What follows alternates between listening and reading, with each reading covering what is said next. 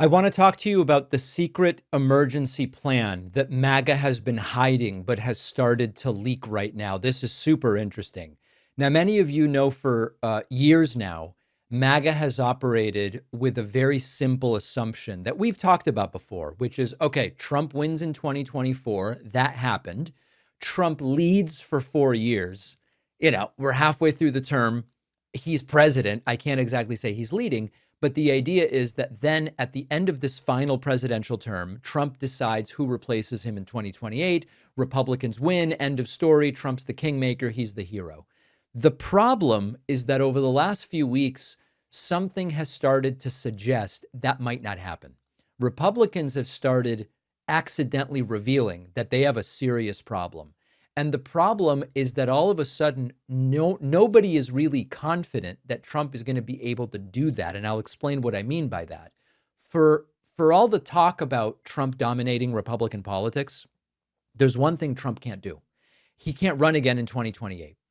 And they've accepted that reality, mostly, not all of them, but most of them. And so the question that they now have, and it's highly relevant given what's going on in these negotiations around Iran in Switzerland with JD Vance, the question they're left with is who inherits MAGA? The obvious conventional wisdom for years now has been it's JD Vance. Trump picked him as VP. He picked him as VP to a degree because his own sons said this is the guy that we should pick. He's ambitious to a degree. He's positioned himself as the logical heir by being Trump's VP. But the disaster of JD Vance over the last, especially 6 months, has sort of thrown into turmoil the idea that Vance is going to be the inheritor. Look at what we've been watching unfold.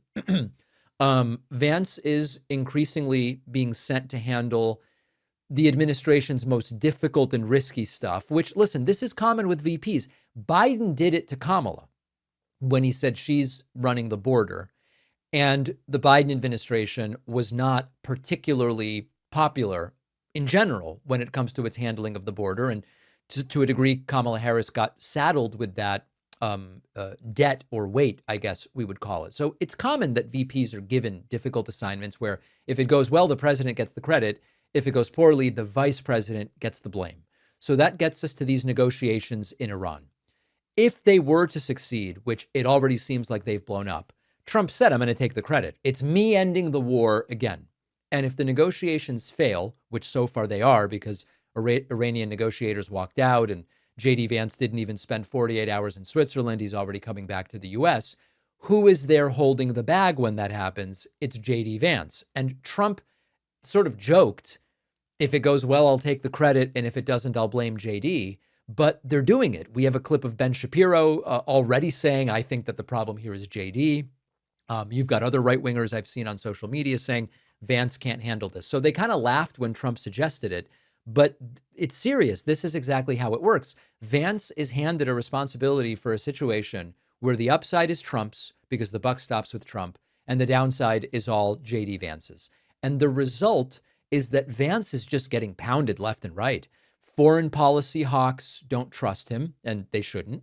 The isolationists don't trust him either. The negotiations are controversial. And all of a sudden, the obvious successor, boy wonder, does not look inevitable at all.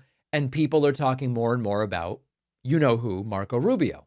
Rubio's trajectory has been very interesting because during the Asia trip, Rubio was more and more visible. He seems like he has more of Trump's trust, to be frank, and he is right in the middle of the administration's initiatives. And in contrast to JD Vance, Rubio often seems to be playing the role of I'm the competent, buttoned up Republican. I'm a real Republican. I'm not this like techno whatever Peter Thiel protege, which JD Vance looks like. I'm not this just like completely whacked out lunatic that Trump appears to be. And importantly, the donors seem to get it because the foreign leaders are increasingly seeing Rubio as the guy to be respected. The establishment Republicans are seeing Rubio that way. And so donors are starting to suggest, we're not so sure about Vance, but Rubio is potentially interesting. Hey, quickly, have you been seeing less of me on your YouTube feed? You would not be the first to say so. Make sure you're subscribed on YouTube to ensure you don't miss a thing. Back to the clip. Now, am I bringing this up as this is terrible for the Republican Party, or am I bringing this up as this is potentially good for the Republican Party? It depends, but there isn't a scenario where Rubio rather than Vance is much better for the Republican Party, because Rubio could bridge MAGA, which might be upset if the Republican Party goes in a non-MAGA direction after Trump is gone. And you've got your traditional Republican factions who don't really like Trump, but they might accept Rubio. Rubio, as a slightly less Trumpy Republican, might have some appeal. And I believe that this is where the story really is. I don't think Trump has settled this question, and I don't even know that Trump can settle it. Let's kind of take that in two parts. Trump's political influence is huge today. He's still the de facto leader of the Republican Party, even if not every endorsement is going his way. But if you look at history, these lame duck presidents often discover, I am not as able to control the succession plan as I thought I would be able to. Barack Obama preferred candidates who lost. George W. Bush was unpopular. He didn't get to choose his successor. Ronald Reagan didn't get to choose his. And so what happens is that these political movements become a lot less obedient once they realize the leader doesn't have any leverage over us. My expectation is that by 2028, Republican governors, senators, cabinet members, donors, activists, media personalities, all these kind of power brokers are going to have different ideas about who should replace Trump. And the secret plan is that there is no plan or consensus or designated heir, but they know increasingly that they don't want Trump in the middle of it. So these competing factions pretend succession has been solved publicly to play nice and to seem organized. But then Vance stumbles again and again.